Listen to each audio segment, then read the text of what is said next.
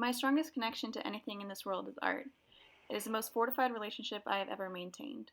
Literature and everything born from it is entirely what dictates the way I perceive the world. My present being is composed of a narrative, influenced by what I've seen and read and the art that I have digested. My connection to literature is one of the purest things that I have yet to create. Since kindergarten, I have learned to read and write, and from there, everything took off. I see my life as the timeline, physically represented by the scraps of paper that my mom has collected over the years, the files on my computer, and the books on my bookshelf. Beginning with elementary school, I discovered pretty quickly the joy of reading. So you used to go to the Oak Knoll School Library, and both you and Nellie, your sister, and talk to the librarian and get her to order books for you. And plus, of course, we had a million books at home, so they were kind of all around the house, and you were just naturally interested. And If I could pick the most influential books up until I left the fifth grade, they would be these. The most sentimental book I own is actually a collection of poems by Emily Dickinson. In the fifth grade, I began trying to read and analyze her works. I carried the book around me at all times and continued reading it into middle school. I also read my fair share of young adult fiction novels, like Twilight, that weren't particularly enriching but had taught me something nonetheless. Although definitely the most primitive stage in my writing journey, elementary school was perhaps the most formative time. Between first and fifth grade, I got from broken structured sentences about bunnies and my favorite color to writing my first stories. In the fifth grade, I started with a novel, but after 150 pages, I decided that a career as a novelist was not for me. My plots were too scattered and unfocused, so I turned to short stories, poetry, and essays. Writing stories. I remember the story about the girl in the fire who was injured. And she was in a wheelchair, and like you wrote many chapters of that book, and it was actually extremely good. And then when you would get mad at me in the sixth grade, you would write me poems expressing your feelings. I called them the hate poems. Well, you've been fortunate to go to really good schools and had some really inspiring, great teachers. And I think a lot of them have encouraged you. Well, they encourage you in subjects outside of English, right? I mean, a lot of people have said you should study science, you should study math. But I think combination of family members, you have several family members who are teachers and English majors, your camps and your school. I think, and then also I would say Jennifer Say, the writing camps that you did with her, I think inspired you to say, yeah, I could be a writer. You know, I have that in me. It's hard. Sometime between fourth and sixth grade, I started going to writing classes and educational programs surrounding literature and art during the summer.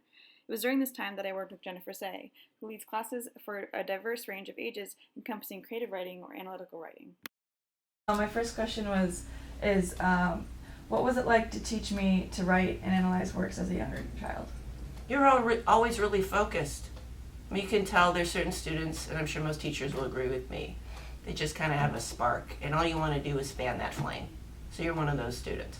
Do you think I am similar in the way that I was as a child now? You're still very thoughtful. You're very thoughtful and observant. And the only difference I can see is you now have a wider range of experiences and vocabulary to articulate what you were thinking and observing, which I'm sure you'd back that up. And that's what I've noticed among the writers I've seen, that they would have these images, impressions, and as they get older, they can add layers and layers of emotion to their stories, or to how they approach analysis. Okay. At this time, I began to fall in love with essay writing. To this day, I genuinely enjoy writing essays for class. It might seem tedious at first, but as soon as I start writing, I get involved with the process. I still have a lot to learn, and I'm thankful for the teachers in my life that have helped me improve my skills as an essay writer, including Jennifer Say, but also the teachers I've had at Notre Dame and my previous high school, Menlo Atherton. Moving into middle school, I began to write more seriously. In those years, I wrote dozens of poems, essays, and stories, which became somewhat of a coping skill for dealing with the various stresses in my life at the time. However, starting in middle school, I had less time to read on my own. I took on competitive sports and had actual homework for classes, but I pulled together what I remember to be some of my favorites. I read books like Elsewhere and A Great and Terrible Beauty, which fall into the young adult fiction novel category. And for some of the classes I took over the summer, I read pieces of philosophical texts like Plato's Republic.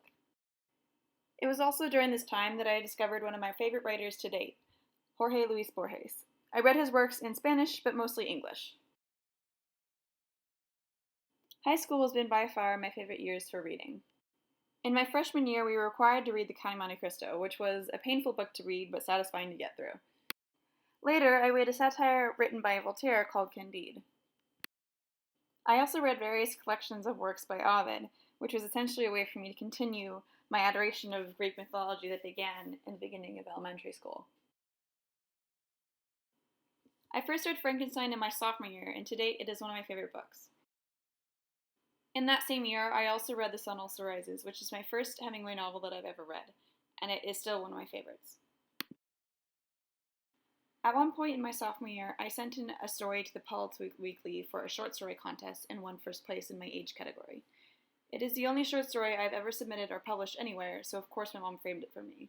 This was the first time I had received any genuine unbiased praise, meaning not from my parents or friends, and it certainly made me more confident to pursue creative writing. In the latter half of high school, I have branched out more.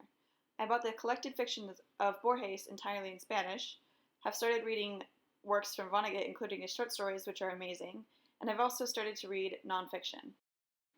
Since then, I've tried to write free verse poetry. I write on scratch paper, on my computer, or sometimes in my notebook.